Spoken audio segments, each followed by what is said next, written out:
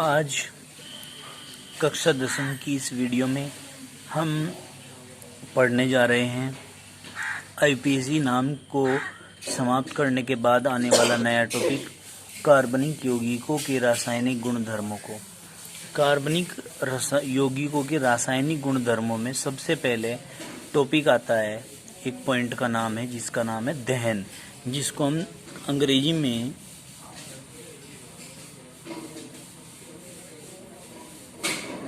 कंब्यूशन बोलते हैं। क्या बोलते हैं? कंब्यूशन।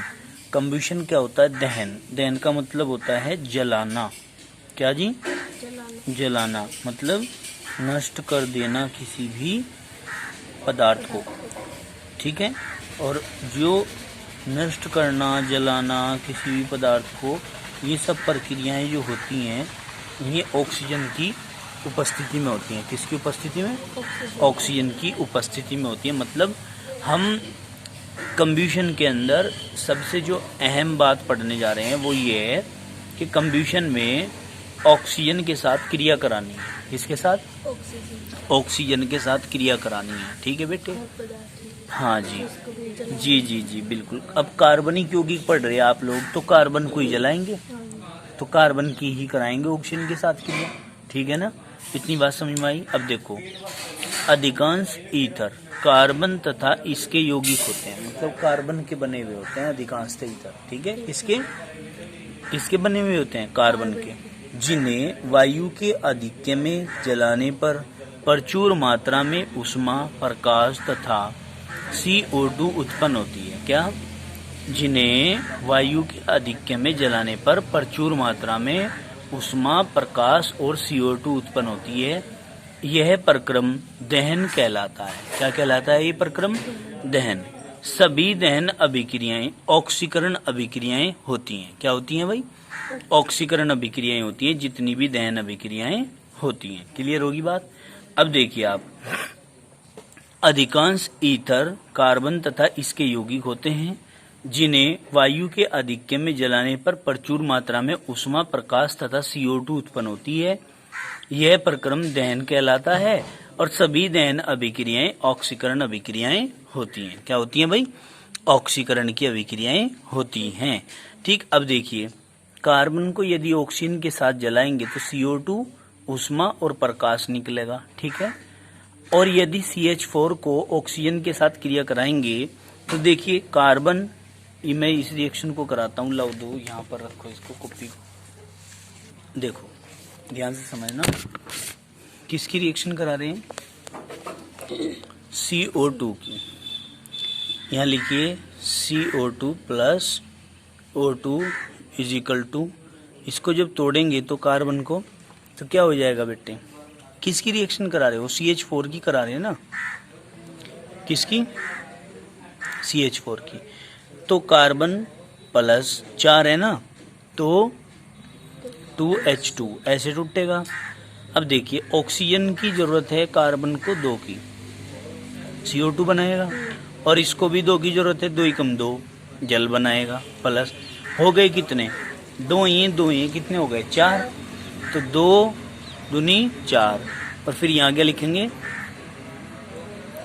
ऊष्मा प्लस प्रकाश। मतलब जब भी कोई कार्बनिक पदार्थ वायु की उपस्थिति में जलेगा, दहन होगा उसका, तो कार्बन डाइऑक्साइड, जल, ऊष्मा और प्रकाश उत्पन्न होंगे निश्चित रूप से। ठीक है? इसके बाद आगे चलते हैं हम। भाई एक से एक रिएक्शन ये आती है, कार्बन को ऑक्सीजन के साथ जलाएंगे तो CO2 प्लस ऊष्मा प्लस प्रकाश होगा। और यदि आप एथिल एल्कोहल को ले लो, CH3 CH2 OH plus O2 is equal to, जब आप इसको जलाएंगे, इसका दहन करेंगे, तो क्या होगा? कार्बन की कितने? 1 2 हैं, यहाँ लिख दो 2C। हाइड्रोजन की कितने हैं? यहाँ 3 2 5 और 1 6 हाइड्रोजन के हैं, तो क्या लिखेंगे? 3H2। ऑक्सीजन की कितने हैं? यहाँ 1 ही है और 2 हैं। ठीक है? 2 3 ही तो हो रहे, तो हम क्या करेंगे यहाँ पे? 2 दूनी 4, 3 एकम 3। अब आप देख सकते हैं कि 2 दूनी 4 और 3 7 हो रहे हैं, 7 है ना। और यहाँ कितने हैं भाई, एक ये रहा, तो कितने की जरूरत पड़ेगी और 6 की। 2 की कितनी बार गुना करूँ कि 6 हो जाए, 2 तिया 6। तो इस प्रकार से आप रिएक्शन को बैलेंस कर लेते हैं। इस रिएक्शन में भी कार्बन डाइऑक्साइड, जल, उष्मा प्लस प्रकाश निश्चित रूप से उत्पन्न होगा। जल भी है जी, जल जब होगा जब हाइड्रोजन होगा किसी कार्बनिक यौगिक में, ठीक है ना। यदि खाली कार्बन कार्बन है तो कार्बन डाइऑक्साइड बनेगी बस, ठीक। आई समझ में कि नहीं। अब इसके बाद हम आगे चलते हैं इस बात को लेकर के। देखिए क्या कहेंगे भाई, सामान्यतः संतृप्त हाइड्रोकार्बन नीली स्वच्छ ज्वाला के साथ जलते हैं। किसके साथ, नीली स्वच्छ ज्वाला के साथ जलते हैं, जबकि असंतृप्त हाइड्रोकार्बन काले धुएं वाली पीली ज्वाला के साथ जलते हैं। क्या कहा, सुनियो बात को ध्यान से। संतृप्त हाइड्रोकार्बन मतलब सिंगल बॉन्ड जिनमें होता है, वे नीली ज्वाला के साथ जलेंगे, जबकि असंतृप्त हाइड्रोकार्बन काले धुएं वाली पीली ज्वाला के साथ उत्पन्न होते हैं। संतृप्त हाइड्रोकार्बन में कार्बन की प्रतिशत मात्रा बहुत कम होती है। क्या होती है भाई, कार्बन की प्रतिशत मात्रा क्या होती है, बहुत ही कम होती है, और ये वायु में पूर्ण ऑक्सीकृत होकर नीली स्वच्छ ज्वाला देते हैं। क्या भाई, वायु में पूर्ण ऑक्सीकृत होकर नीली स्वच्छ ज्वाला देते हैं। वायु की सीमित आपूर्ति में दहन अपूर्ण होता है, ठीक है। क्या कहा भाई, वायु की सीमित आपूर्ति में, अगर वायु सीमित मात्रा में है तो पूर्ण रूप से जल नहीं पाता, ठीक है ना। कार्बनिक यौगिक पूरा नहीं जल पाता। हाँ, अगर थोड़ी मात्रा में, सीमित मात्रा में है, या यदि अनलिमिटेड ऑक्सीजन है या O2 है, वहां पर वायु है, तो वो पूर्ण रूप से जलेगा, जिसके कारण संतृप्त हाइड्रोकार्बन्स भी धुएं वाली, ठीक है, ज्वाला देते हैं। क्या, धुएं वाली ज्वाला देते हैं। घरों में उपयोग की जाने वाली गैस या केरोसिन के स्टोव में, देखा होगा मिट्टी का तेल का स्टोव चलता है, वायु के लिए बारीक छिद्र होते हैं, जिसमें से ऑक्सीजन की पर्याप्त मात्रा मिलती है और मिश्रण जलकर स्वच्छ नीली ज्वाला देता है। क्या, उसमें वहां पे क्या होता है, स्टोव के अंदर या गैस के अंदर, कि वहां छिद्र होते हैं बारीक बारीक से, उसमें को ऑक्सीजन की पर्याप्त मात्रा जो है वो मिलती रहती है, इसीलिए वो नीली ज्वाला के साथ जलती है। हाँ, प्रेशर में आती है ऑक्सीजन, समझ में आई बात। और यहाँ क्या कहा, सामान्यतः संतृप्त हाइड्रोकार्बन नीली ज्वाला या नीली स्वच्छ ज्वाला के साथ जलते हैं। ये बात कही ना, नीली स्वच्छ ज्वाला के साथ जलते हैं। कब जलते हैं, जब वायु पूर्ण रूप से मिलती है। यहाँ पे क्या कह रहे हैं, जब ऑक्सीजन की पर्याप्त मात्रा होती है और मिश्रण जलकर स्वच्छ नीली ज्वाला देता है, ठीक है ना। कब देता है, जब ऑक्सीजन पर्याप्त मात्रा में मिलेगी तो, ठीक है। हाँ, इसके बाद अब हम अपना टॉपिक लेकर चलते हैं ऑक्सीकरण। ऑक्सीकरण क्या है, ऑक्सीकरण भी तो ऑक्सीजन का योग ही है भाई। ऑक्सीकरण में भी क्या पढ़ते हैं, ऑक्सीजन का योग पढ़ते हैं। तो हम क्या कह रहे हैं, नाम अलग अलग हैं, ठीक है ना, रिएक्शंस अलग अलग हैं, दोनों में होना ऑक्सीजन का योग ही है। तो देखिए किस तरह होता है ऑक्सीकरण में।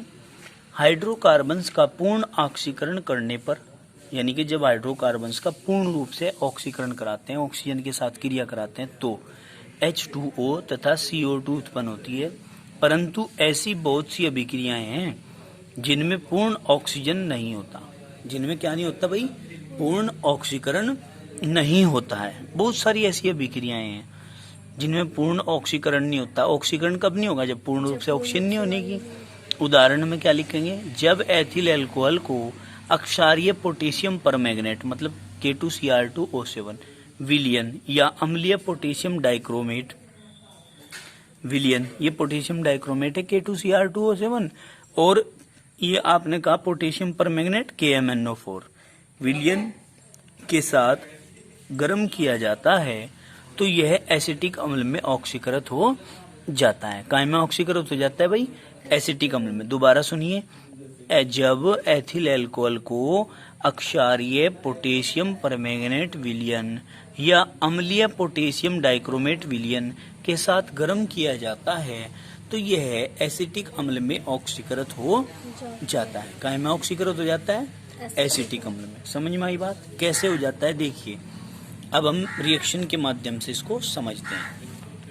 लाओ रखो, देखो भाई, किसको? एथिल अल्कोहल को। तो एथिल अल्कोहल का फॉर्मूला पता होना चाहिए हमें, क्या होता है पता है? देखिए, CH3 CH2OH, ये है एथिल अल्कोहल, ठीक है। इसका आप क्या कर रहे हैं? इसका आप ऑक्सीकरण कर रहे हैं किसके प्रेजेंस में? K2Cr2O7 के प्रेजेंस में, ठीक है। K2Cr2O7 पोटेशियम डाइक्रोमेट होता है ना, तो क्या करते हैं हम यहाँ से एक हाइड्रोजन यहाँ से, एक हाइड्रोजन यहाँ से और एक ऑक्सीजन ये, तो क्या हो जाएगा? Minus H2O। यहाँ क्या रह जाएगा? CH3 CH और ये O, मतलब CH3 CHO ये रह गया। क्लियर होगी बात? फिर क्या करेंगे हम इसके बाद इसका ऑक्सीकरण फिर से कर देंगे। भाई H2O तो निकल गया, भाई एक हाइड्रोजन एक ऑक्सीजन यहाँ से ले लिया, ये तो ऑक्सीजन की खान है। ये जो होता है नवजात ऑक्सीजन, यहाँ हम ऑक्सीकरण के रूप में जो लगाते हैं क्रिया के लिए, इस ये ऑक्सीजन की खान है। जितने की हमें आवश्यकता है उतने ऑक्सीजन हम यहाँ से ले सकते हैं। समझ गए? अब हमारे पास CH3 CH बच गया था, एक हाइड्रोजन तो चला गया था, एक ऑक्सीजन बच गया था, ये जुकत्व आ गया हमारा, ये रहा, जिसका नाम क्या है? ACETALDEHYDE एसिटाल्डिहाइड, और इसका नाम क्या है? Ethyl alcohol. अब देखिए इसका ऑक्सीकरण करो, एक ऑक्सीजन ये, एक ऑक्सीजन ये, तो ऑक्सीजन इसे दे दो, एक इस ऑक्सीजन दे दो इसको यहाँ, तो क्या बच जाएगा?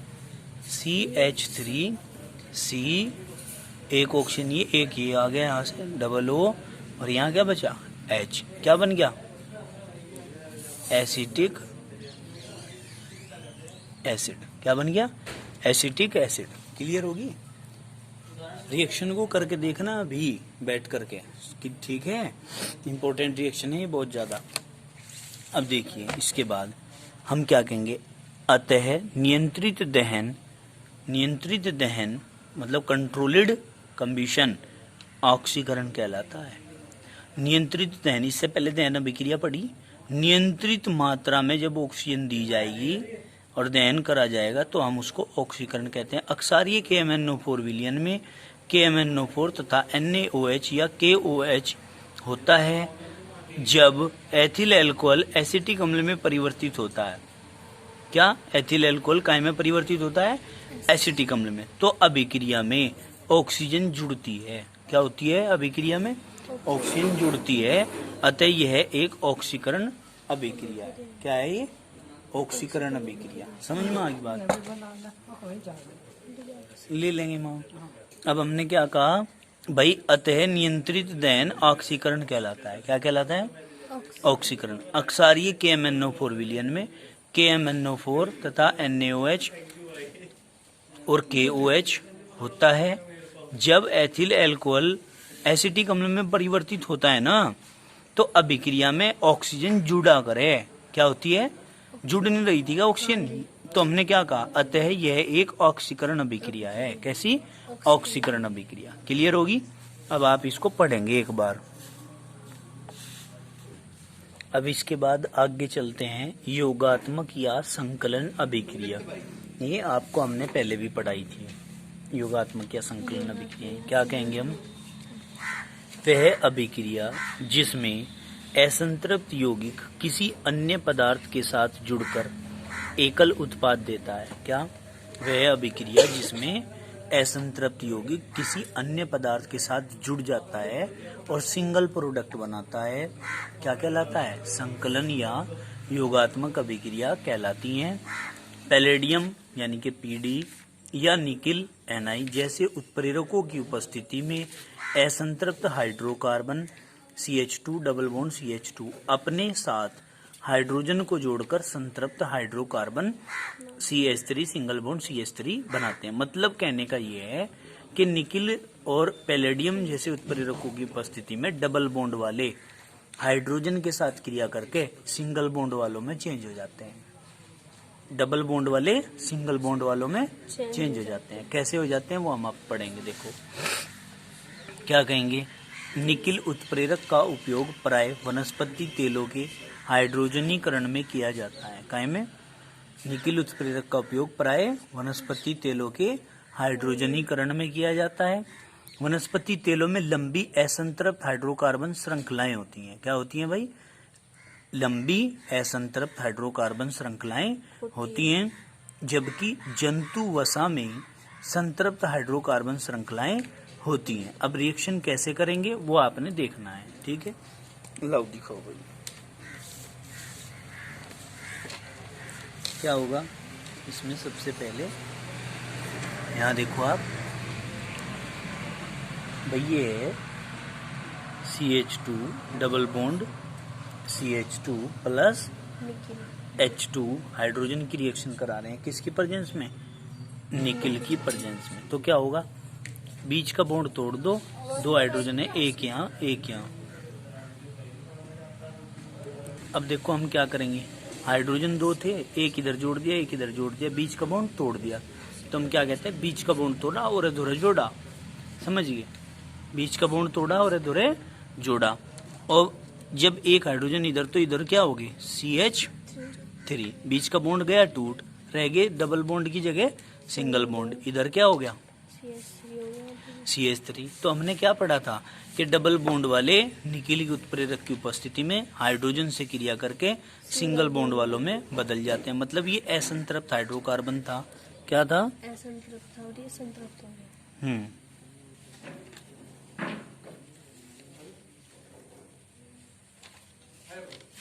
कहाँ में बदल गया? इसका नाम क्या होगा? इसका नाम C2H6 मतलब एथेन। कहाँ में बदल गया? एथेन। क्लियर होगी बात। इसका नाम एथिलीन। क्लियर होगी बात। अब इसका एक जनरल इक्वेशन और दिखाते हैं हम। क्या? ये है R C double bond C R, ये R, ठीक है, कोई दिक्कत तो नहीं है। Plus H2 is equal to किसकी प्रेजेंस में? निकिल की प्रेजेंस में। क्या होता है देखिए, ध्यान से समझिए बात को। R दो थे इस कार्बन के साथ, इसका एक बॉन्ड यहाँ से ब्रेक डाउन हो गया, तो क्या रह गया? कार्बन सिंगल बॉन्ड कार्बन रह गया। भाई दो बॉन्ड थे, एक बॉन्ड टूट गया। R के कितने थे? एक कार्बन के पास दो, एक यहाँ जुड़ गया एक यहाँ जुड़ गया। इसी प्रकार इसके पास भी दो थे, एक यहाँ जुड़ गया एक यहाँ जुड़ गया।